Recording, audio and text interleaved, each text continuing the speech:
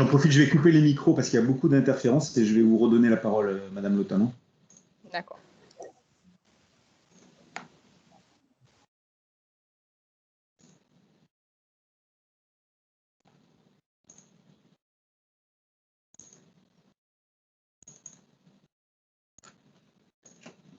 Je pense que vous pouvez peut-être vous remettre le son, si je n'arrive pas à vous le remettre. Normalement, on entend là.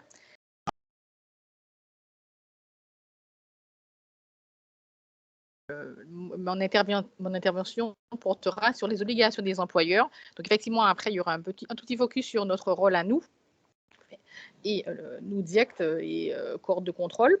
Donc, conformément aux principes généraux de prévention qui sont portés dans le Code du travail en matière de protection de la santé et de la sécurité au travail, la poursuite d'activités des entreprises doit conduire les responsables d'entreprise à établir par ordre de priorité une évaluation des risques d'exposition au virus. Et là, je suis partie du général, c'est-à-dire les obligations générales des employeurs en matière de santé et sécurité. Et donc, ces obligations vont être portées spécifiquement sur la lutte contre le Covid-19. Donc, il faut évaluer le risque sanitaire avec les salariés et leurs représentants, prendre les mesures de protection des salariés et troisièmement, réagir en cas de contamination d'un salarié et quatrièmement, prendre les mesures nécessaires en cas de cluster. Il y aura un cinquièmement, c'est justement le volet rôle des services de l'État, enfin, de la DIECT. D'accord? Donc, voilà, on va passer. Voilà. Donc, je fais un tout petit résumé de ce qui est important. Hein.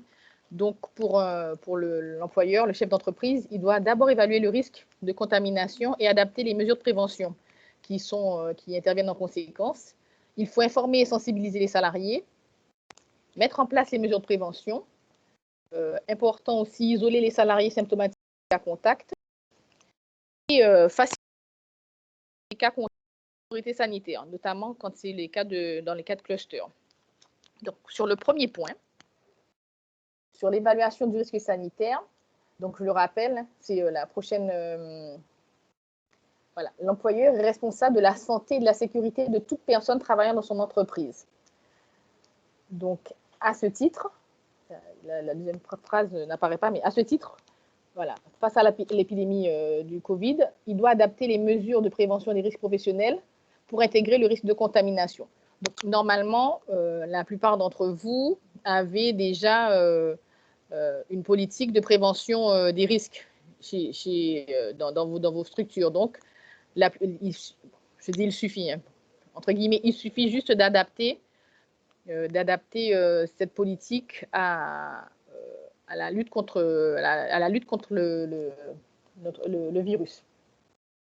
Donc, on peut passer. Voilà. Donc, on peut passer à la prochaine. Voilà.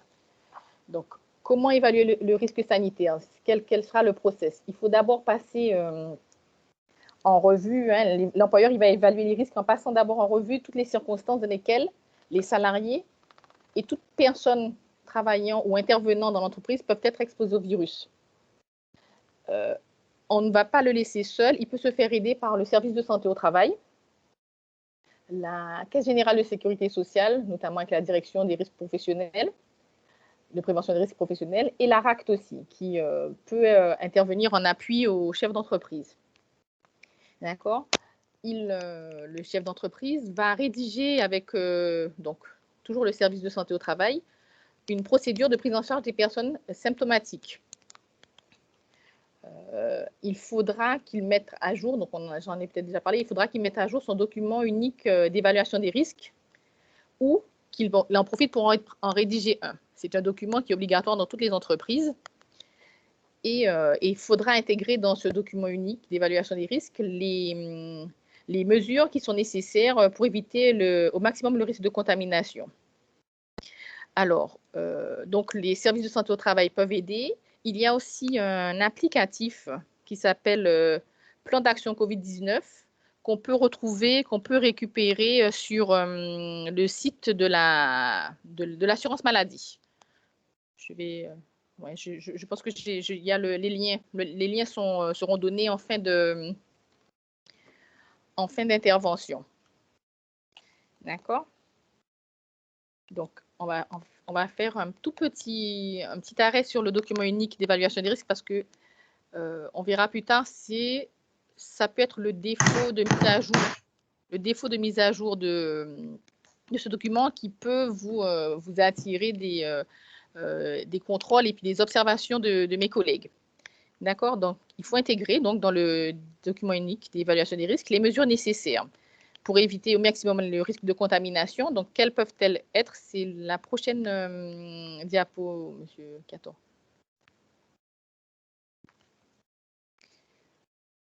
Voilà. Donc, il faut d'abord s'arrêter sur le volet information et sensibilisation de son personnel.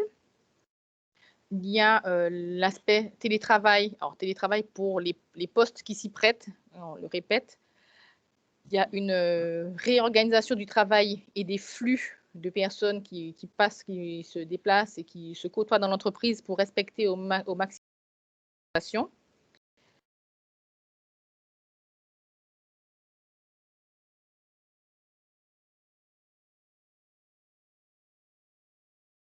De ventilation.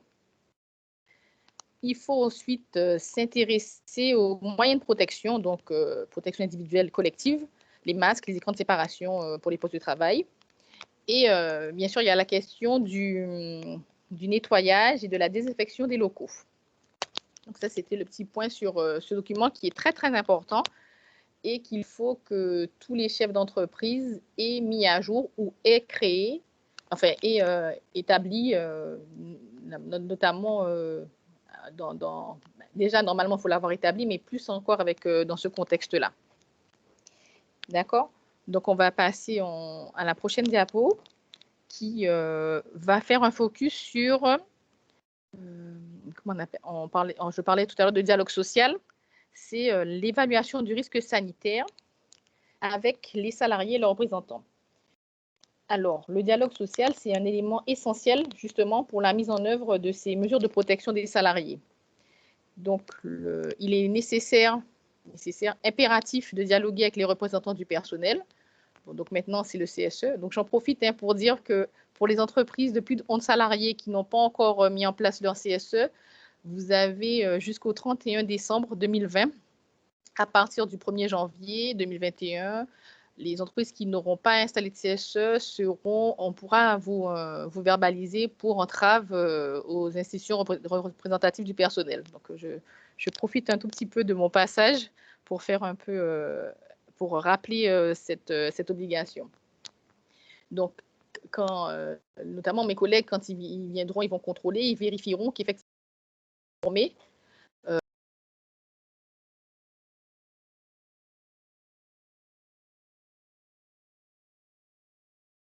à la réflexion sur ces mesures de protection et de prévention. D'accord? Il faut également désigner un référent Covid qui va veiller, qui va s'assurer de la mise en œuvre des mesures qui sont définies. Dans les entreprises de petite taille, ce qui est beaucoup le cas ici, le référent Covid peut être le chef d'entreprise. D'accord? Et tous les salariés doivent être informés de l'existence de ce référent et de l'existence du référent et de sa mission. D'accord? Et toute personne, c'est-à-dire les salariés permanents, les stagiaires, les intérimaires ou les tiers, les prestataires qui interviendraient dans la structure. Ça va, j'espère que je suis assez claire et que je ne parle pas trop vite. Donc, la prochaine diapositive sera encore sur la discussion, l'évaluation du risque en lien avec les salariés. Donc, il faut, donc, comme je le disais, mais j'étais en avance, l'employeur doit informer les salariés, tout tiers intervenant, c'est-à-dire les prestataires, toute personne qui intervient dans l'entreprise, il faut que ces personnes-là soient informées des mesures de prévention qui ont été prises dans l'entreprise et de la conduite à tenir en cas de symptômes ou de contagion. Donc là,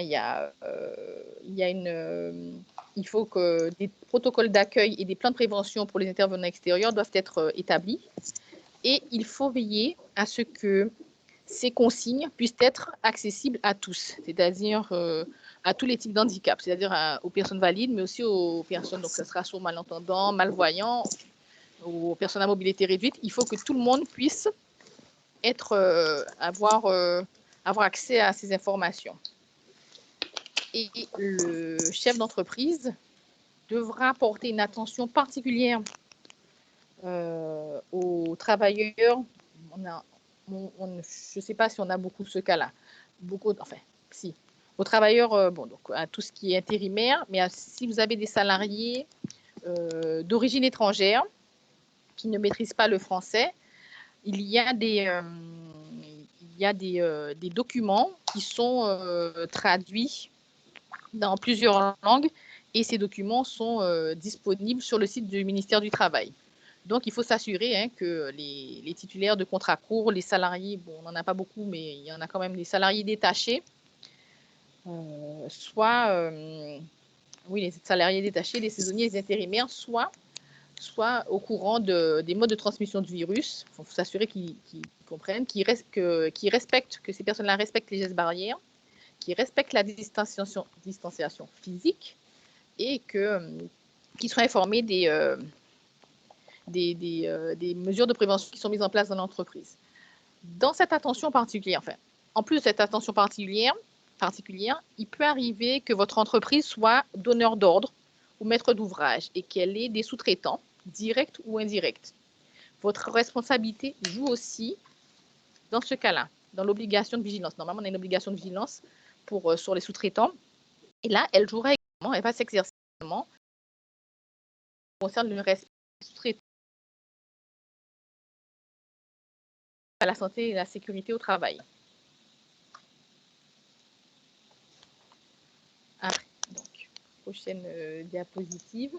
On en est toujours à ce qui concerne l'évaluation du risque avec les salariés et les représentants. Ce que l'employeur peut faire en plus, c'est notamment modifier le règlement intérieur. Ça, il s'agit des entreprises de plus de 50 salariés. Donc, et diffuser, pour les entreprises de moins de 50 salariés, diffuser une note de service pour rendre obligatoire le port du masque. Alors, je ne sais pas si vous avez suivi, mais c'est vrai que monsieur le préfet a beaucoup insisté sur le port du masque en milieu professionnel. Il y a un communiqué de presse normalement qui est sorti récemment qui rappelle les obligations pour les chefs d'entreprise de s'assurer que les salariés portent leur masque. Donc, le fait d'inscrire ces mesures dans le règlement intérieur ou dans la note de service, ça permet d'informer les salariés. Et alors, je l'ai mis, parce qu'on m'a dit s'il y avait... il y a les obligations des employeurs et les obligations des salariés. Ça permet aussi de pouvoir prendre des mesures disciplinaires à l'égard de salariés ignorant l'obligation. D'accord. La modification du règlement intérieur en urgence peut se faire par l'adjonction d'une note de service et l'employeur doit informer le CSE, le Conseil social économique, le comité social économique et l'inspection du travail de cette adjonction, de cette modification du règlement intérieur. Voilà. C'est la prochaine phrase. Donc, ça, c'était le premier thème. C'est l'évaluation des risques qui associe les salariés et les représentants des salariés. D'accord ? On va passer au deuxième point qui est quelles sont les mesures que vous pouvez prendre pour assurer la protection des salariés. Donc, comme toujours, en droit du travail, on privilégie les mesures organisationnelles de protection collective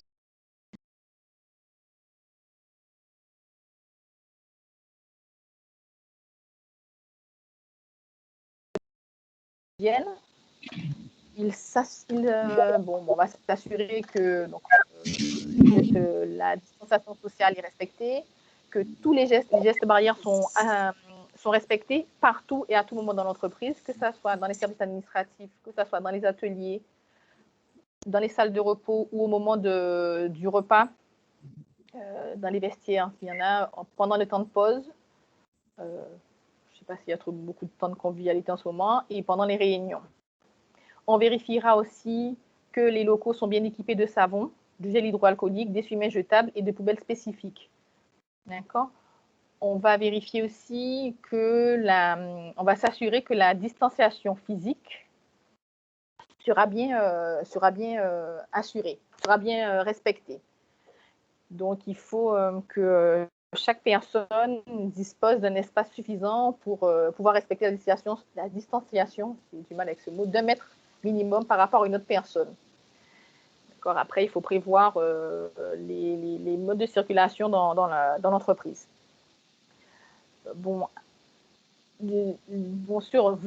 Alors, j'ai oublié de vous dire, pour faire cette présentation, je me suis inspirée d'un guide.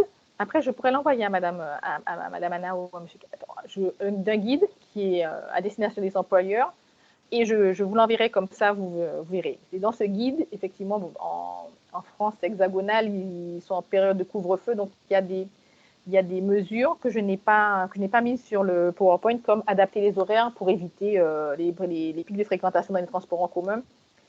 On n'a pas spécialement cette difficulté. Et c'était notamment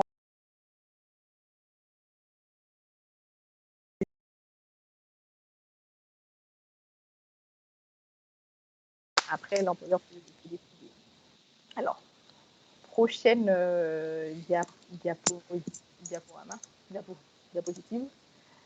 Toujours dans les mesures organisationnelles, l'employeur va s'attacher à mettre en place des séparations type écran transparent, notamment pour les postes qui sont en contact avec le public, et comme des postes comme les comptoirs d'accueil, les caisses, et quand dans certaines entreprises on a des open space, donc où les salles sont ouvertes, des séparations pour permettre à chaque salarié d'être protégé. Après, je suppose que vous savez qu'il y a une jauge qui permet de définir, qui limite le nombre de personnes présentes au même endroit. C'est la jauge, c'est un indicateur, c'est une personne pour 4 mètres carrés avec le respect des distanciations sociales d'1 mètre minimum. C'est ça, la jauge qui permet de savoir s'il faut mettre des barrières ou des choses comme ça. Donc, on va attaquer un autre point sur lequel il y a une très forte impression, une attention assez particulière, c'est le télétravail. Donc, on demande aux employeurs, alors, en France hexagonale, confinement, donc le télétravail est obligatoire pour les postes qui s'y prêtent. Sinon, dans un département comme le nôtre, on encourage à passer le plus possible les personnes en télétravail,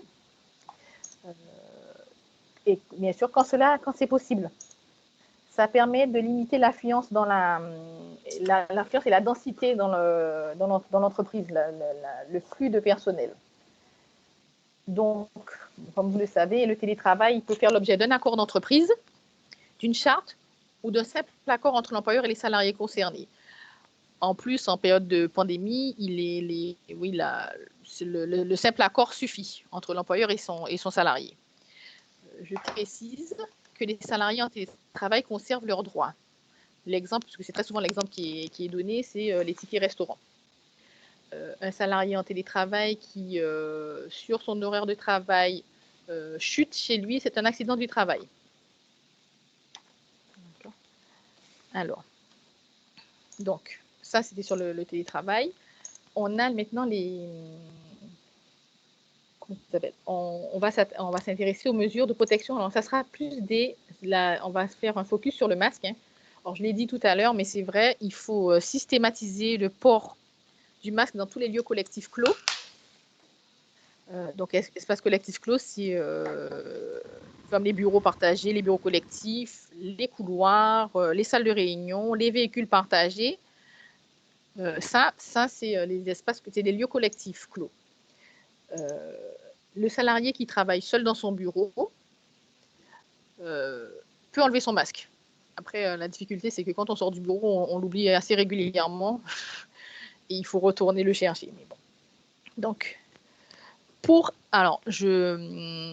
il faut donc que les chefs d'entreprise s'approvisionnent en masques.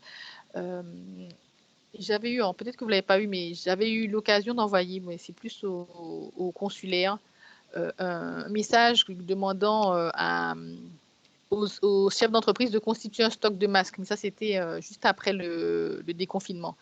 Là, on n'a pas encore reçu de tels messages à faire passer, mais c'est vrai qu'à un moment, on avait dit aux employeurs de constituer un stock de masques au cas où il y aurait une autre pénurie. Donc, l'approvisionnement qui doit fournir des masques à ses salariés. Une fois qu'il a fourni ses masques, il doit veiller à ce que ses salariés portent effectivement le masque. Il doit veiller aussi que le public, pour tout ce qui est entreprises qui reçoivent du public, que le public aussi porte ce masque. Et pour les entreprises dont les salariés travaillent en extérieur, il faut s'assurer qu'ils mettent le masque aussi quand on ne peut pas respecter la distanciation d'1 mètre entre les personnes. D'accord ? Alors, le masque est en complément des gestes barrières, c'est-à-dire que donc distanciation sociale, les écrans plastifiés, tout ça s'ajoute. C'est-à-dire que le masque ne suffit pas parfois. Comment ça s'appelle ? Oui, alors dans certaines entreprises, il est nécessaire de porter des masques, notamment pour faire face à des risques biologiques. Donc le masque anti-Covid n'est pas du tout adapté pour le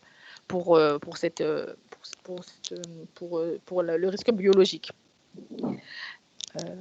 Il y a la possibilité pour certains travailleurs en atelier de retirer le masque à condition que les locaux soient correctement aérés et ventilés et que les travailleurs soient très peu nombreux et qu'ils soient éloignés de plus d'1 mètre.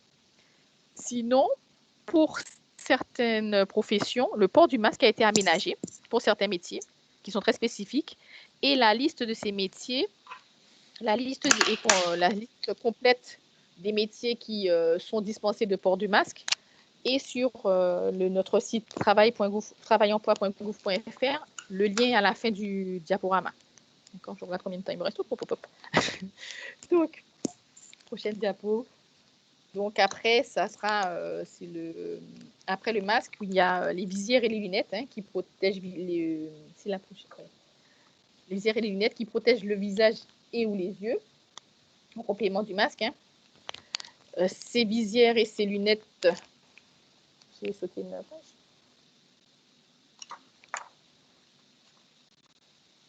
Oui. J'ai sauté une page. Mais je la connais. Bon, je vais vous la lire. Alors, j'ai dû sauter une page. Alors, oui, donnez-moi. Oui. Donc, il y a la possibilité, oui, je ne sais pas où est cette page. Il y a la possibilité pour l'employeur d'autoriser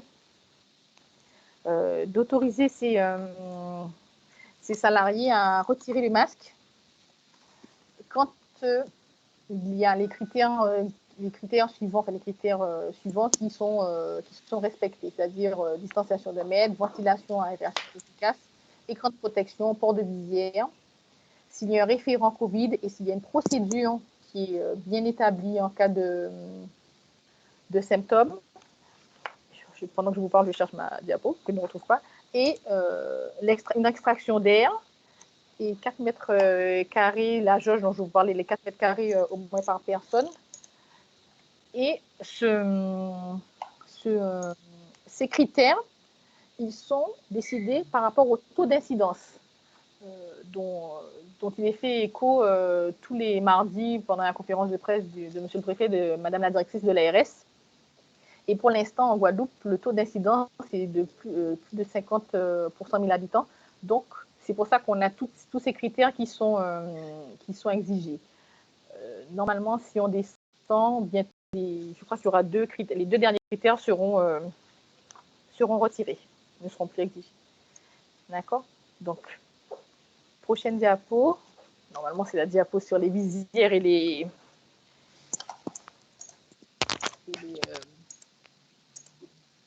taux d'incidence, hein, les supérieurs à 5.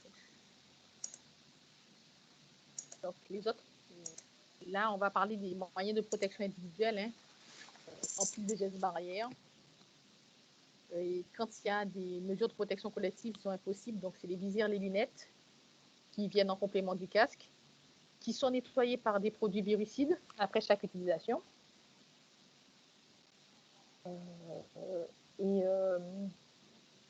Ces visières, ces lunettes-là sont utilisées quand plusieurs personnes sont proches, sans qu'un dispositif de séparation soit possible, sans qu'on puisse mettre en place la fameuse distanciation sociale. D'accord? On a aussi les surblouses et les charlottes, qui sont utiles, hein, quand il y a un risque de contact avec des surfaces contaminées. Les gants, je pense que vous l'avez déjà entendu, ne sont pas recommandés. C'est plus efficace de se laver régulièrement les mains. Après, il faut assurer un nettoyage des espaces et des surfaces. Il faut désinfecter. Il faut désinfecter les surfaces avec un produit virucide et éliminer les déchets qui pourraient être contaminés dans des poubelles à ouverture non manuelle. D'accord? Alors, sinon, il y a d'autres endroits où il faut qu'on veille au respect des consignes sanitaires. Hein. C'est les restaurants d'entreprise ou des locaux où pourrait intervenir tout salarié.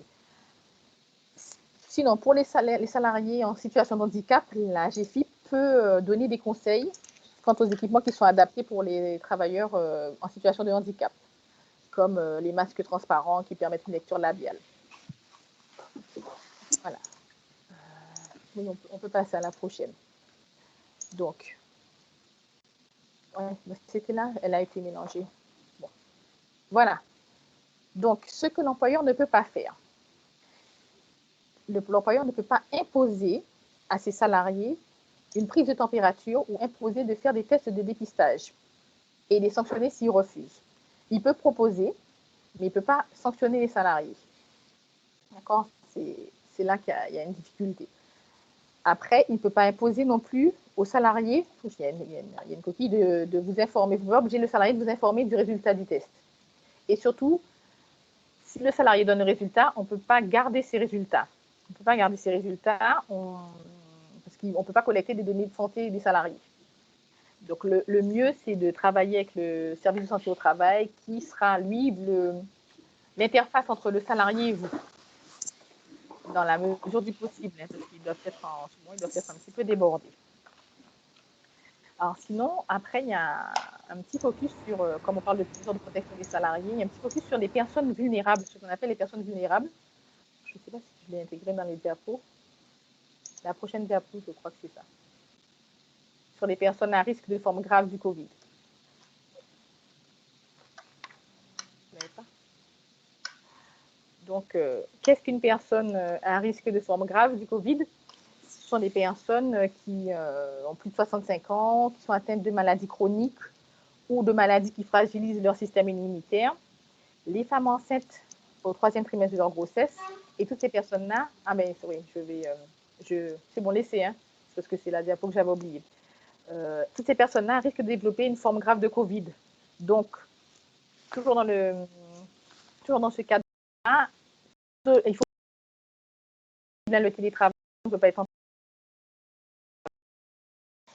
Il faut solliciter le service de santé au travail pour préparer le retour en présentiel de ces personnes, étudier un aménagement du poste, c'est-à-dire bureau seul, écran de protection, ou toujours si le télétravail n'est pas possible, fournir des masques chirurgicaux, et les personnes qui sont atteintes d'une pathologie lourde, du type cancer, immunodépression, diabète, obésité ou complications vasculaires, insuffisance rénale, peuvent être placées en activité partielle, si jamais il n'y a pas moyen de les maintenir en télétravail, ni de les maintenir en poste. Il faut que ça soit après recommandation médicale. D'accord? Donc là, on arrive. Donc, Ce qui peut être intéressant, c'est un sujet qui sollicite, comment réagir en cas de contamination d'un salarié. On est beaucoup saisi par les chefs d'entreprise. Donc, la première chose à faire, c'est si vous avez quelqu'un qui présente des symptômes de Covid, il faut l'isoler. Et dans une pièce où cette personne-là sera seule, et une pièce aérée. Il faut isoler aussi toutes les personnes qui ont été en contact rapproché, c'est-à-dire sans masque, avec cette personne-là. Soit on invite à rester ou à rentrer chez elle, cette personne est invitée à rentrer chez elle et consulter un médecin et à se faire dépister le plus rapidement possible et à s'isoler pendant cette période-là.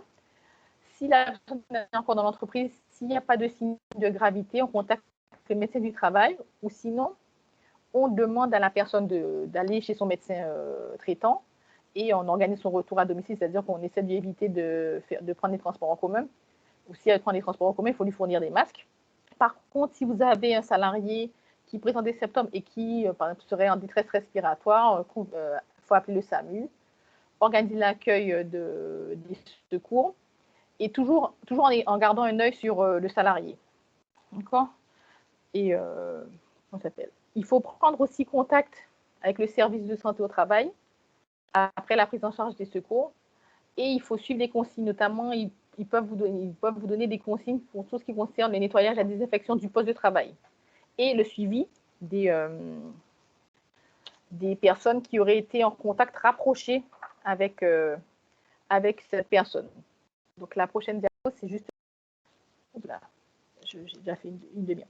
La prochaine diapo, c'est justement qu'est-ce qu'un cas contact. Hein. Donc, vous le savez, mais je préfère repréciser, c'est quelqu'un qui a été en face à moins d'1 mètre, sans masque ou sans autre protection efficace. C'est la prochaine diapo, monsieur.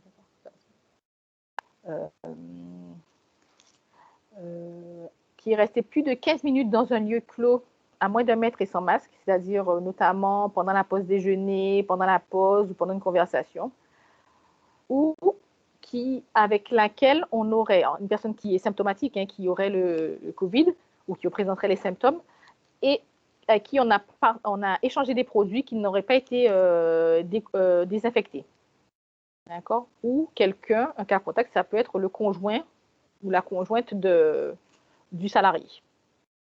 Alors, petite précision, si vous êtes cas contact d'un cas contact, si vous n'êtes pas ce qu'on appelle... si vous êtes le contact d'un cas contact, vous n'êtes pas ce qu'on appelle vraiment un cas contact. Alors, les cas contacts doivent rester isolés chez eux pendant 7 jours après le dernier contact avec la personne qui est testée positive. Et au bout de ces 7 jours, il faut effectuer le test pour savoir si on est symptomatique. D'accord ? Comment on est prévenu ? Je ne sais pas si j'ai fait ça. Comment on est prévenu ? On est normalement prévenu par... ici, c'est la plateforme Riposte de la Sécurité sociale qui prévient, qui va contacter les salariés pour leur dire, voilà, vous êtes cas contact, donc vous êtes isolé. Donc, le salarié prévient son employeur qui le met soit en télétravail, mais je pense que ça sera sur la prochaine diapo. Non, même pas. Donc, c'est bon. Qu'il soit en télétravail, soit si le télétravail n'est pas possible, qui sera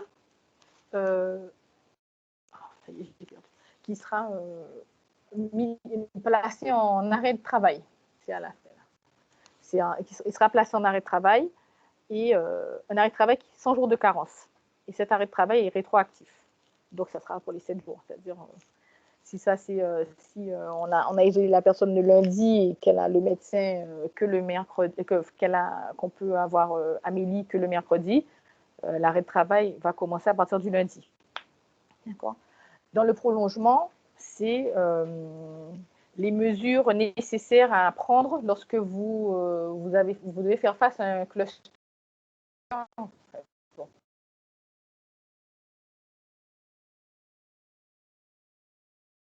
7 jours dans votre entreprise. La prochaine diapo. Donc, la première chose à faire, c'est alerter l'ARS et l'inspection du travail, donc l'idée de contrôle de la DIECT. Il faut suivre les préconisations, notamment de l'ARS et les préconisations de mes collègues aussi. Il faut consulter le service de santé au travail, hein, qui va vous accompagner dans l'évaluation et la mise en œuvre des mesures de prévention renforcées, puisque là, cluster, là, c'est 3. Nous, on a déjà eu des cas où il y a 12 personnes qui sont, infectées, et c'est vrai que c'est un peu compliqué à gérer. Donc, ce qu'il faut faire, c'est nettoyer et désinfecter les locaux selon les préconisations. Ça veut dire que j'ai fait une demi-heure. Selon les préconisations, notamment du protocole. Alors, je ne sais pas si vous avez été destinataire du protocole. Il est sur notre site, mais je peux l'envoyer. Je peux vous l'envoyer. Je peux envoyer à Madame Anna et elle pourra le diffuser après. C'est le protocole national. Oui, je pense que c'est bien là pour toutes les pièces dont vous avez parlé. Je pense que c'est bien effectivement qu'on puisse les renvoyer, c'est quand même pratique. Oui, je vais Donc, le faire. de nous les renvoyer et puis on les fera suivre aux participants, oui. Voilà, exactement. Donc, les préconisations notamment, c'est les préconisations du protocole national pour assurer la santé et la sécurité des salariés en entreprise. Et donc, il est actualisé au 13 novembre. Il est régulièrement actualisé. Hein. Donc, c'est vrai que je peux comprendre que ça soit lourd, puisque vous recevez des préconisations qui peuvent changer de semaine en semaine. D'accord. Donc, une fois qu'on a nettoyé et désinfecté les locaux, il faut rappeler aux salariés, au besoin de les reformer sur les mesures et les gestes de prévention selon le poste qu'ils occupent. Il faut informer bien sûr le CSE du cluster. C'est vrai que bon, on est un petit département, mais c'est vrai qu'il faut simplement dire qu'on a deux cas, 3 cas dans l'entreprise. Si c'est un cluster, c'est au moins 3 cas. Et c'est vrai qu'il faut essayer et éviter. Il faut éviter, normalement, on n'a pas le droit de donner le nom des personnes qui sont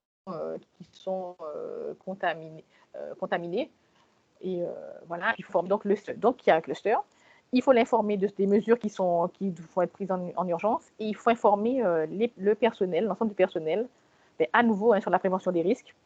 Et il faut rappeler aux personnes, aux salariés qu'en cas de contamination, ils bénéficient d'un arrêt de travail indemnisé. D'accord. On va reparler du DUER.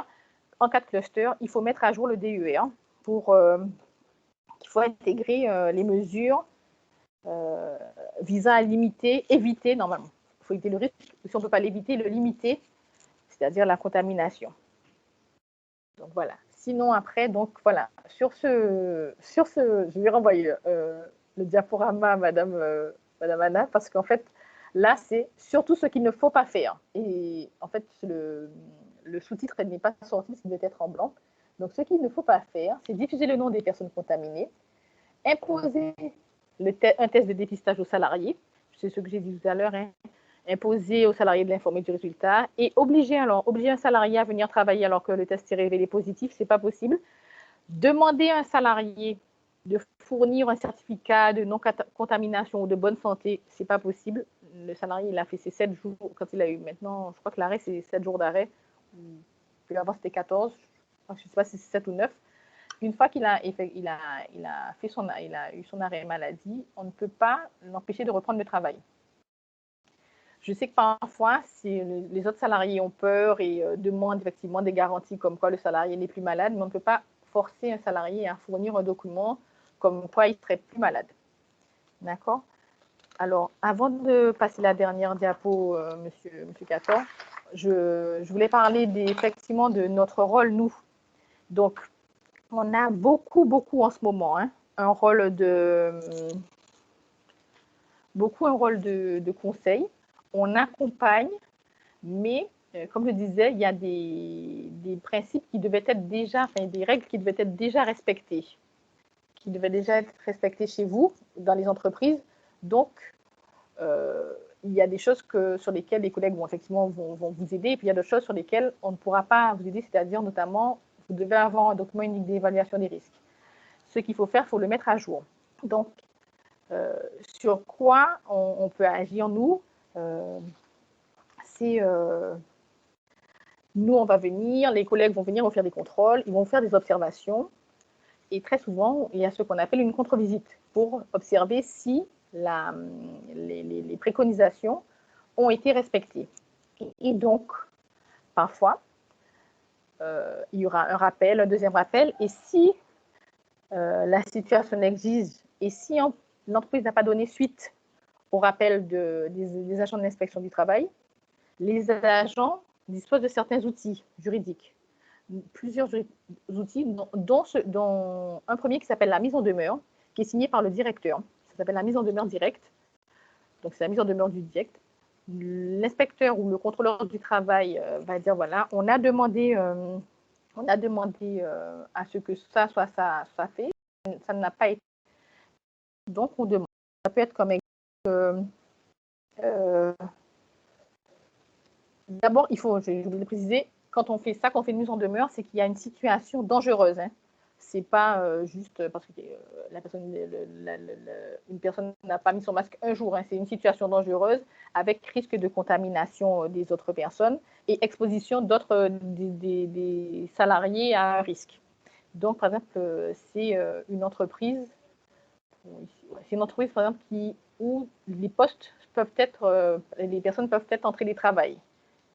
Et que l'employeur ne le fait pas. Donc là, on peut demander, le collègue peut demander au directeur de la DIEC de faire une mise en demeure au chef d'entreprise. D'accord ? Sinon, on a aussi ce qu'on appelle le référé judiciaire.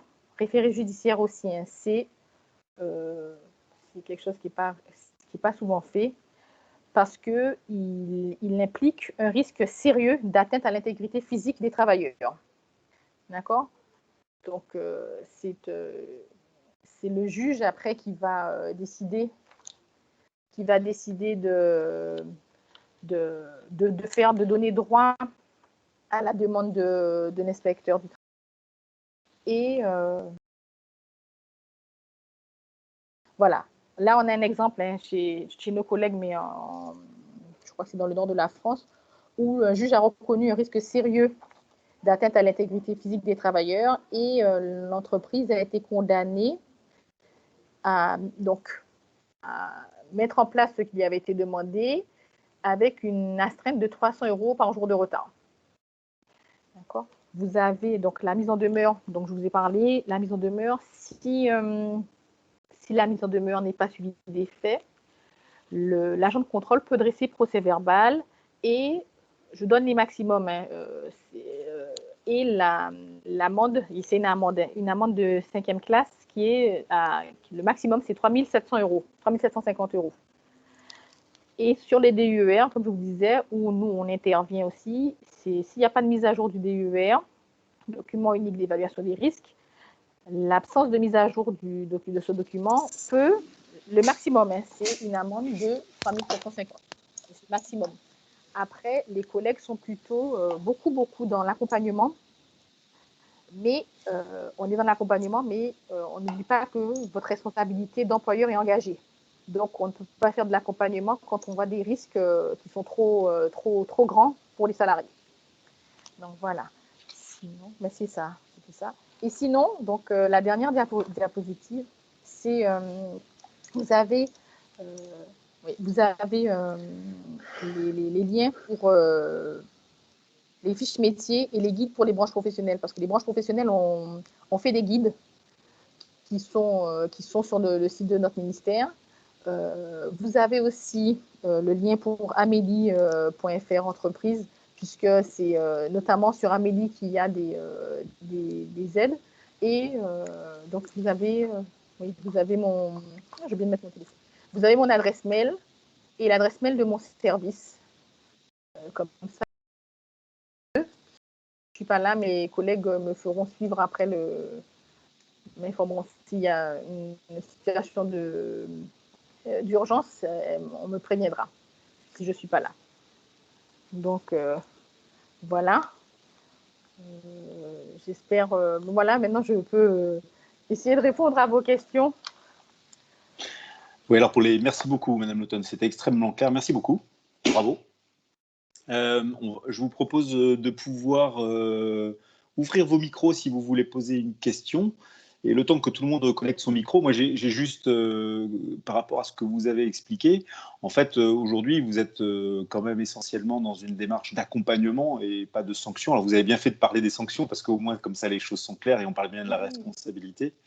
Et aujourd'hui, vous êtes vraiment. Enfin, ça veut dire qu'en gros, si j'ai bien compris, il faudrait qu'il y ait quelque part un constat d'un manquement avec un rappel à l'ordre qui n'a pas été pris en compte finalement. Voilà.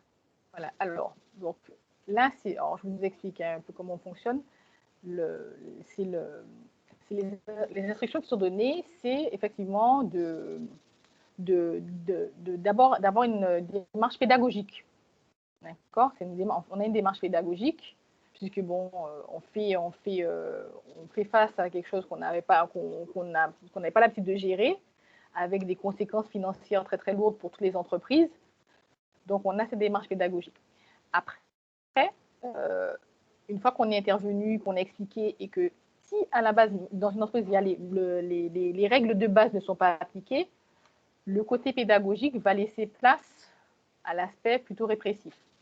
D'accord. Après, je vais vous expliquer quelque chose. Les inspecteurs, les agents de contrôle de l'inspection du travail sont indépendants, c'est-à-dire que c'est eux qui décident, donc ils ont les textes, et ce sont eux qui décident s'ils poursuivent pas. C'est-à-dire que moi, leur chef de service, je ne pourrais pas leur dire « tu ne fais pas ça ». C'est eux qui décident. Donc, chaque personne, donc moi, on donne les instructions, on veille à ceux qui les mettent en œuvre. Mais après, ils peuvent décider, par exemple, la mise en demeure directe, ils peuvent décider de ne pas du tout la mettre en œuvre parce qu'ils estiment qu'ils pourront eux-mêmes régler la difficulté qu'ils rencontrent avec le chef d'entreprise. Ou ils peuvent justement décider d'en faire. Donc, c'est vrai qu'ils sont indépendants, donc ils décident d'eux-mêmes des suites qu'ils donnent. La seule chose, c'est qu'ils le font dans un cadre qui est bien défini et contraint. Mais c'est vrai qu'on agit d'abord pédagogiquement. Très bien, merci, c'est clair.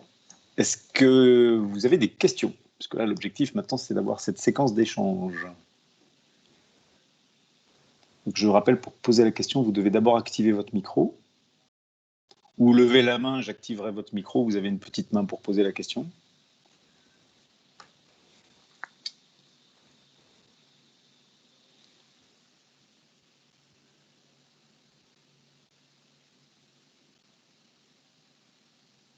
Alors, il y a ah si, une question, très bien. Oui, bonjour, j'ai suivi avec beaucoup d'attention tous les gestes qu'il faut avoir pour se protéger, mais je suis surpris que ce n'est pas seulement à votre niveau, au niveau du gouvernement, qu'on ne puisse pas avoir des recommandations comment se protéger en dehors du masque, c'est-à-dire acheter des... On sait bien que le coronavirus rentre par les narines et donc mettre des gouttes qui neutralisent ce virus, conseiller sur le plan alimentaire. C'est vrai que ce ne sera pas l'entreprise qui va prendre en charge, mais je pense qu'il y a un défaut de conseil à ce niveau-là et profiter de se refaire une santé à partir du masque. Parce que le masque brut est très désagréable, mais par contre, si on l'agrémente avec des huiles essentielles, on peut régénérer ses poumons et autre chose pour que le masque ne soit pas un handicap, mais un avantage sur le plan santé. Donc voilà, j'aurais bien voulu qu'on fasse remonter et qu'on donne...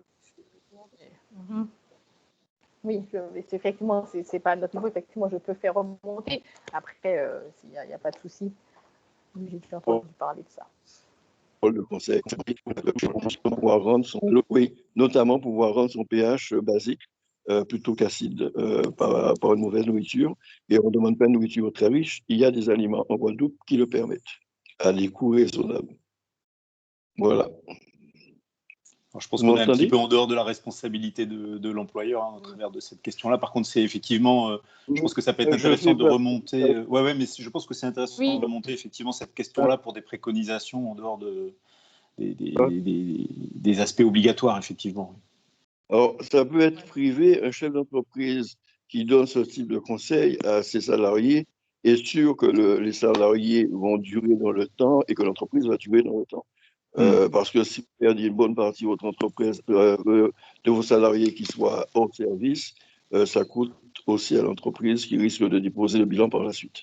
Voilà. Bon. Merci, Monsieur Lino.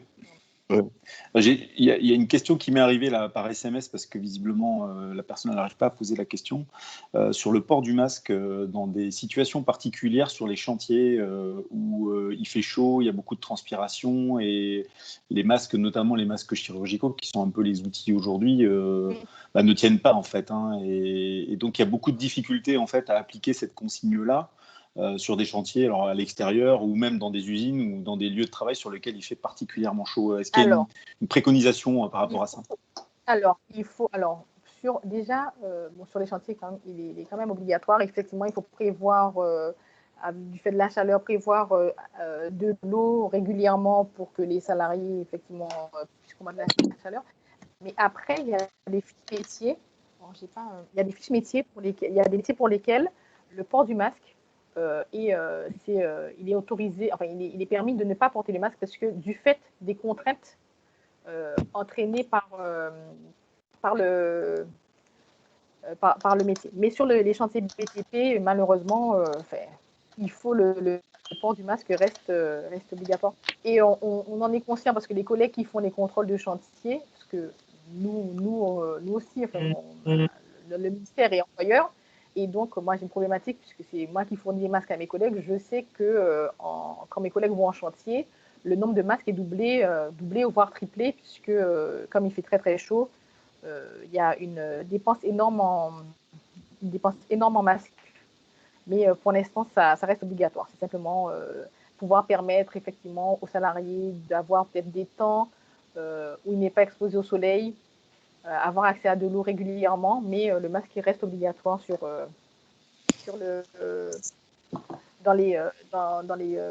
les chantiers BTP, notamment. Ok, merci. Est-ce qu'il y a d'autres questions autour du téléphone? Pas du Teams, pardon. Donc, s'il n'y a pas de questions, moi je répète, si vous avez des problèmes pour mettre en place votre CSE, contactez-moi parce que il faut que normalement toutes les entreprises de plus de 11 salariés les aient mis en place. Après, si parmi vous, il y a des entreprises de plus de 50 salariés, je profite, on a aussi l'index d'égalité professionnelle. Je suis la référente égalité professionnelle. Donc, s'il y a des entreprises qui ne l'ont pas encore publié, qui ont des difficultés, vous pouvez me contacter, c'est la même adresse mail. Et sinon, pour revenir sur le Covid, c'est à la limite, si vous avez des soucis, on a donc l'adresse qui est à 971.uc1. Vous demandez, enfin, vous envoyez un message et vous demandez qui est l'inspecteur qui s'occupe de votre secteur et vous pouvez lui demander soit d'intervenir, soit de venir vous demander à ce que vous pouvez poser des questions. On a un service de renseignement aussi, mais si vous voulez avoir affaire directement à votre entreprise, les collègues sont assez réactifs sur ce sujet. Alors on a une question de Claudine Victor. Je pense que le micro est activé. Oui, bonjour. En fait, je souhaite savoir si je dois organiser une réunion avec 30 salariés. Est-ce que c'est autorisé? Alors, il vaudra mieux que vous fassiez, comme on fait là, les réunions, parce qu'il vous faudrait, vous voyez, 4 mètres carrés par personne et 1 mètre de distance entre chaque personne. Donc, il faut que vous ayez une salle. 4 mètres carrés par personne, ça fait 4 fois 30, ça vous fait 120 mètres carrés, quoi. Donc, et en plus, 1 mètre de distance entre chaque personne, pour vous assurer. Donc, vous pouvez le faire, mais il faut être sûr d'avoir une salle, donc c'est soit un amphi ou quelque chose comme ça. Vous pouvez vous assurer que vos 30 personnes sont distantes d'1 mètre et qu'elles ont autour d'elles 4 mètres carrés de surface.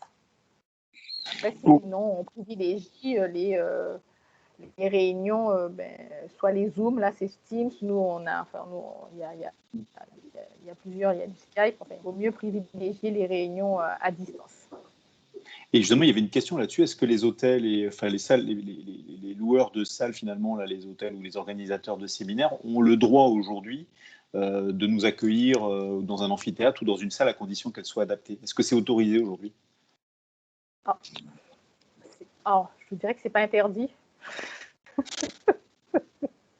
C'est pas interdit, mais avec ce dont je vous parlais, quoi. C'est avoir une jauge, être sûr que pour tant de personnes, vous avez l'espace suffisant. Mmh. Peut-on, excusez-moi, quand il y a effectivement tant de personnes, faire comme dans l'avion, pulvériser, mettre des assainisseurs d'air pour pouvoir neutraliser, parce qu'il existe des assainisseurs d'air où les particules ont une certaine taille qui peuvent neutraliser le virus. Peut-on le faire ou pas? Non, je vous mentirais pas. Alors, on a, le mot n'est peut-être pas le bon, mais on a ce qu'on appelle une Bible. Et c'est le protocole national santé sécurité des salariés. Et il n'en est pas fait mention. Donc peut-être que ça évoluera, hein, mais sur la dernière version, je n'ai pas vu ça. Et mais en fait, le mieux, c'est quand même éviter les réunions où il y a beaucoup de monde. C'est surtout ça. Il faut éviter les réunions où il y a beaucoup de monde. Dernière question. Il y a effectivement les masques obligatoires, mais il y en a beaucoup qui ont fabriqué leurs masques en tissu.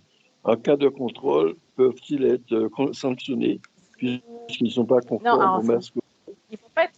Alors, en cas de contrôle, il faut savoir que la personne qui est sanctionnée sera vous, parce que vous êtes le garant de la sécurité.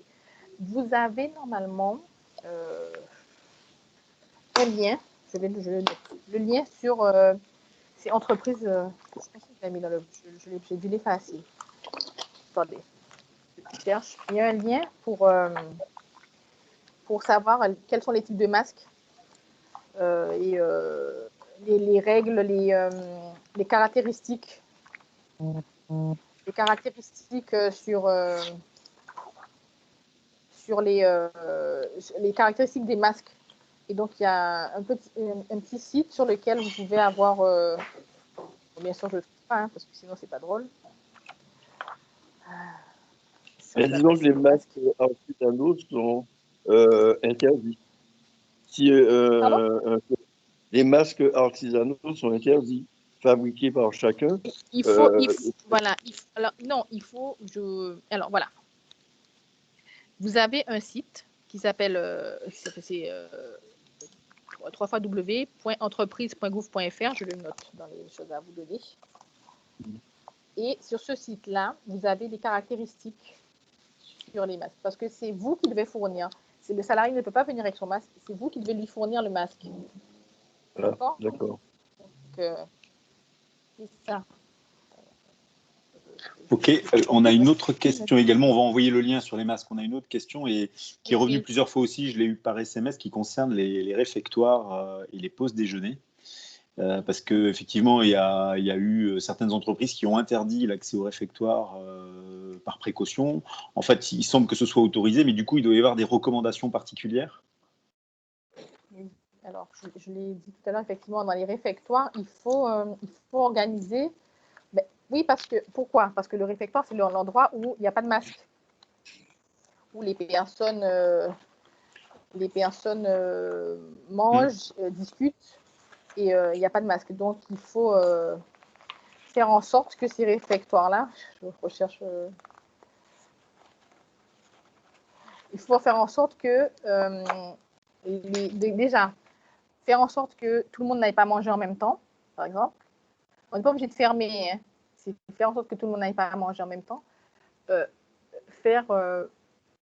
pas permettre à des personnes de s'asseoir côte à côte et de pouvoir respecter la distance de mètre, c'est-à-dire ne pas mettre les collègues, les salariés face à face, donc mettre en quinconce.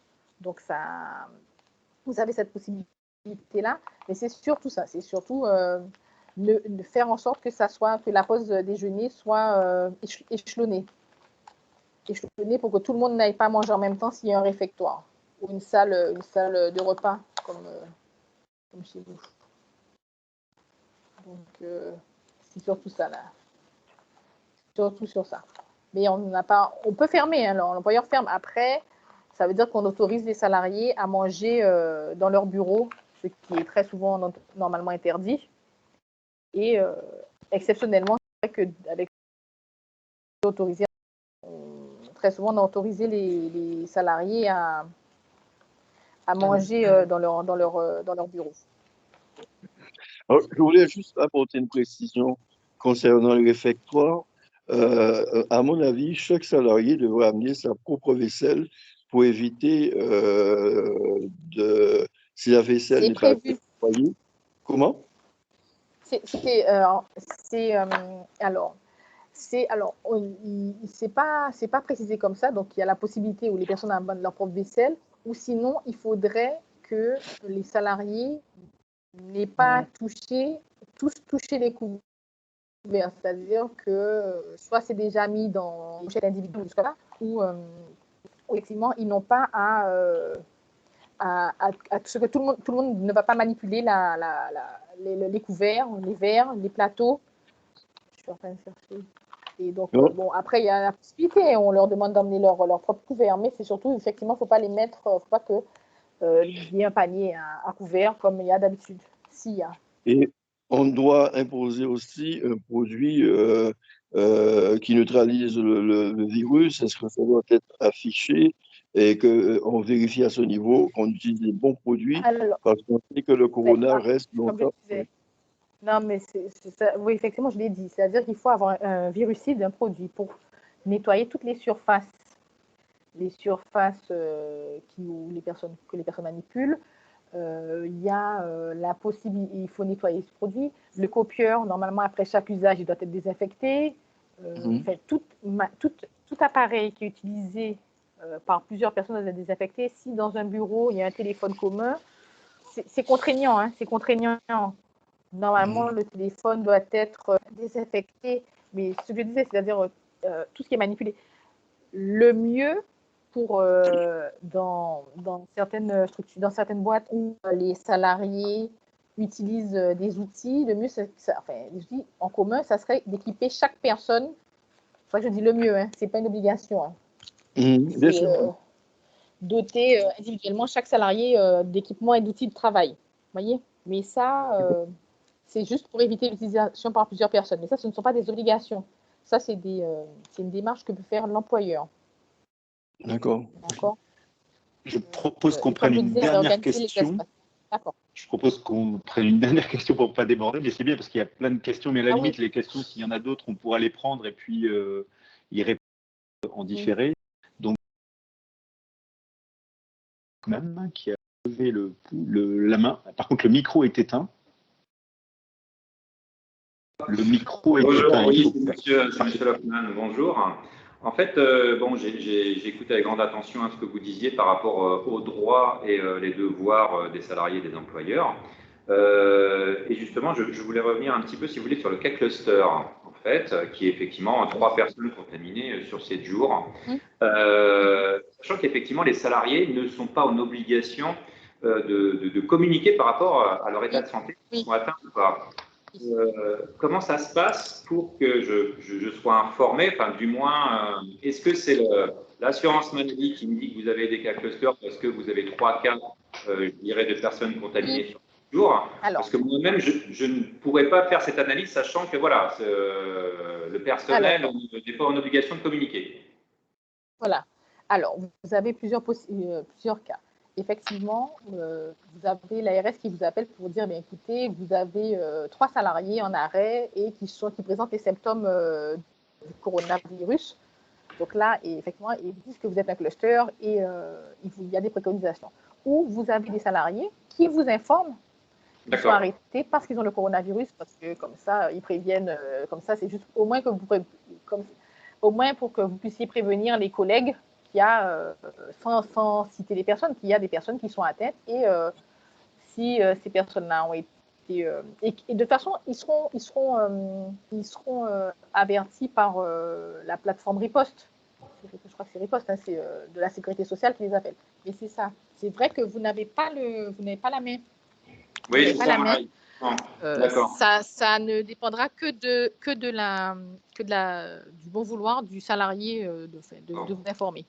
Mais théoriquement, la plupart du temps, ils le font quand même. L'ARS peut prendre contact directement avec Voilà, l'entreprise exactement. pour dire voilà, vous avez effectivement plusieurs cas, du moins, faites attention, vous êtes en cas cluster, quoi.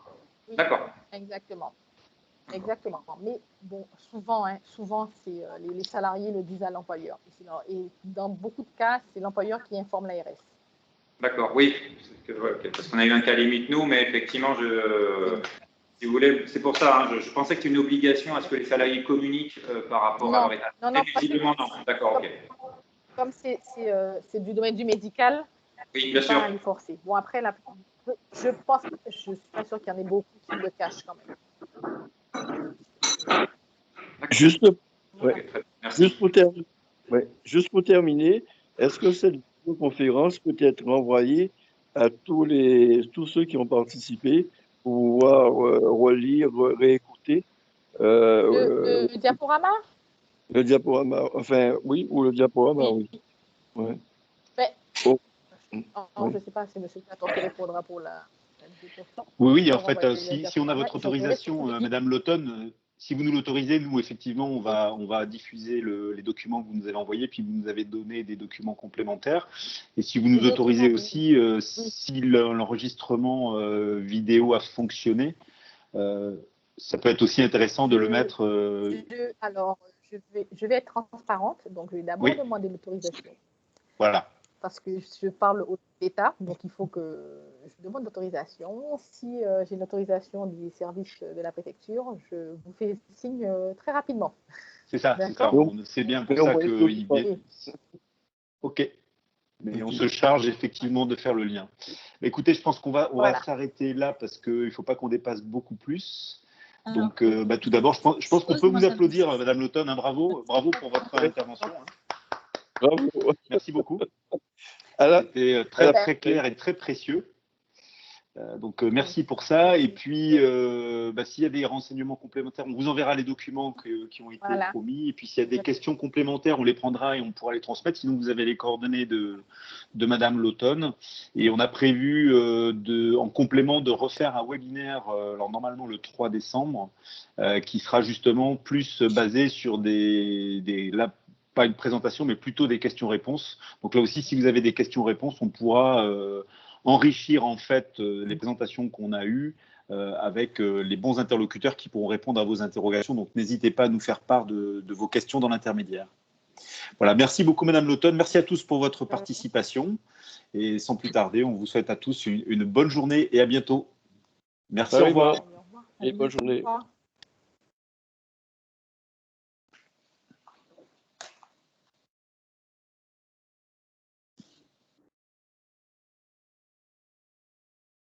Madame Lauton, vous pouvez rester un peu à la fin pour échanger avec vous, s'il vous plaît.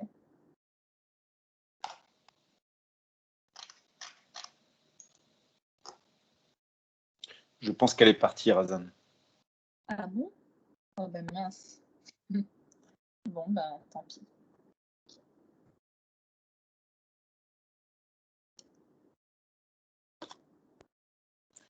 Mais en même temps, tu vois, le temps que tout le monde se déconnecte. Je pense qu'il vaut mieux l'appeler, peut-être en dehors. Ouais, ok. Mais s'il restait que nous, bon, mais pas de souci.